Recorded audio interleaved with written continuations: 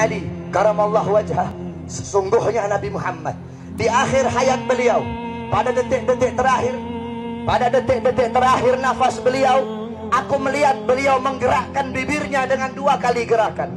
Ketika itu aku mendekatkan telingaku. Ketika aku mendekatkan telingaku, aku mendengar beliau berkata, ummati, ummati, kata beliau. Ketika itu saudara-saudara, ketika itu Allah berkata kepada Jibril, wahai Jibril, engkau turun, beritahu kepada Muhammad bahwasanya aku memberikan kepada dia 2 pilihan.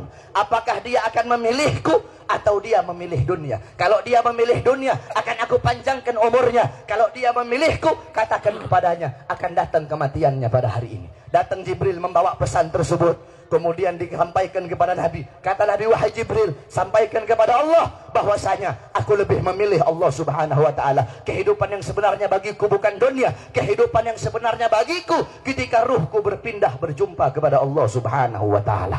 Akhirnya saudara-saudara, datanglah Israel. Datang Israel untuk mencabut nyawa Nabi Muhammad SAW. Ketika itu Nabi Muhammad SAW terbaring di rumah Sayyidatuna Aisyah di atas kasurnya. Ketika itu datang Israel. Israel pun izin untuk mencabut nyawa Nabi Muhammad. Apa kata Rasulullah SAW? Ketika itu ditemani oleh Jibril. Ya Khalili Jibril, wahai kekasihku Jibril, aku belum puas meninggalkan umatku kalau belum diberikan jaminan oleh Allah subhanahu wa ta'ala. Pergi Jibril menemui Allah subhanahu wa ta'ala. Fa'ahallahu ta'ala ala Jibril, basyirhu ya Jibril, innahu awwalu nasin khariju minal ardi idha bu'isu wa sayyiduhum idha jami'u, fabasyirhu innal jannah muharramatun alal umam qabla an tadkhuluha ummatuh. Wahai Jibril, sampaikan kepada Muhammad, dia manusia yang pertama kali akan aku bangkitkan di hari kiamat dan menjadi manusia yang memimpin seluruh manusia kelak pada hari kiamat. Dan sampaikan kepadanya jaminan dariku bahwasanya sorga aku haramkan untuk dimasuki oleh siapapun sebelum sorga dimasuki oleh umatnya. Ini jaminan dariku wahai Jibril. Nabi Muhammad pada saat detik-detik terakhir nafasnya tidak memikirkan diri beliau, keluarga beliau, anak cucu beliau. Yang beliau pikirkan kalian sebagai umat, saudara-saudara. Apakah cukup sampai di situ?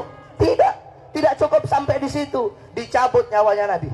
Dicabut nyawanya Nabi. Ketika dicabut nyawa Nabi Muhammad, Nabi mendesah. Ketika dicabut nyawa, Nabi berlirih. Ah, kata Nabi. Dicabut lagi nyawa Nabi. Nabi berkata, ah. Di samping Nabi Muhammad ada sebuah cawan berisi air. Beliau letakkan tangan kanan beliau. Beliau usapkan keringat, peluh-peluh keringat-keringat yang keluar di wajah beliau. Beliau berkata, ya Khalil ya Israel, wahai kekasihku Israel, apakah seperti ini rasa sakit dicabut nyawa wahai Israel? Saudara-saudara, Nabi Muhammad yang sholat sampai kakinya bengkak, Nabi Muhammad yang sholat sampai kakinya keluar nanah, merasakan sakit ketika dicabut nyawa. Bagaimana dengan orang-orang yang lalai dari sholatnya, saudara-saudara? Nabi Muhammad, manusia yang paling mulia, khairul khalqillah, khairul wafa, wa bahrus safa, merasakan sakit ketika dicabut nyawa. Bagaimana dengan para pendosa? Bagaimana dengan orang-orang yang durhaka kepada Allah subhanahu wa ta'ala? Dicabut nyawa Nabi Muhammad SAW. Kata beliau, apakah seperti ini rasa sakit dicabut nyawa?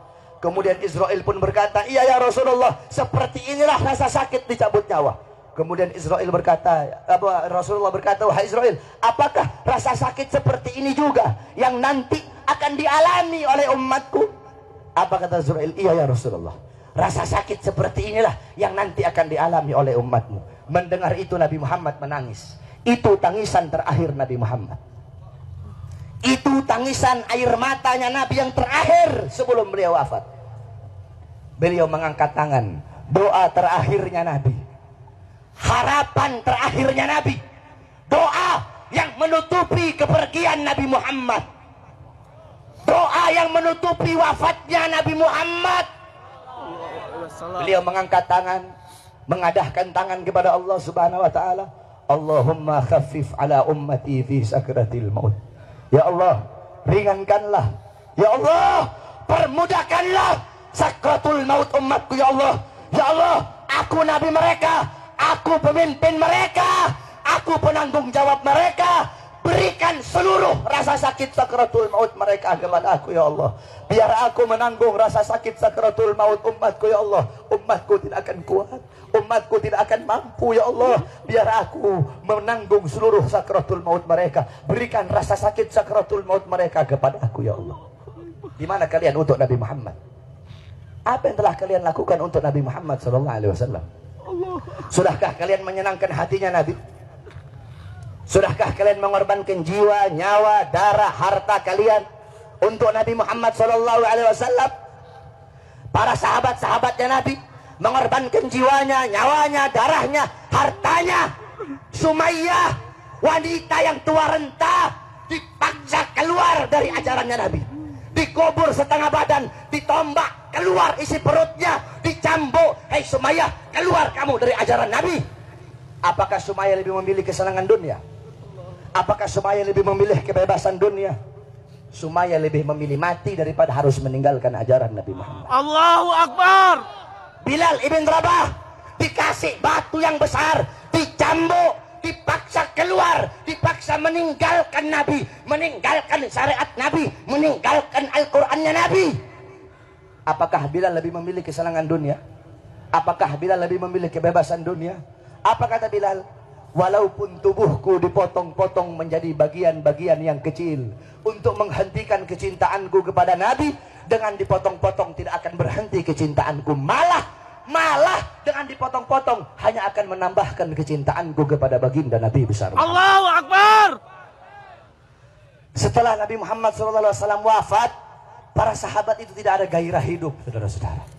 Ada seorang wanita yang dimana galat li Aisyah, ya Aisyah, ikshif li qabrin Nabi. Wahai Aisyah, hingkapkan, bukakan bagiku kuburnya Nabi. Dibuka kuburnya Nabi. Masuk ini perempuan di depan kuburnya Nabi. Fabakat hatta matat. Itu wanita menangis depan kuburnya Nabi sampai dia mati.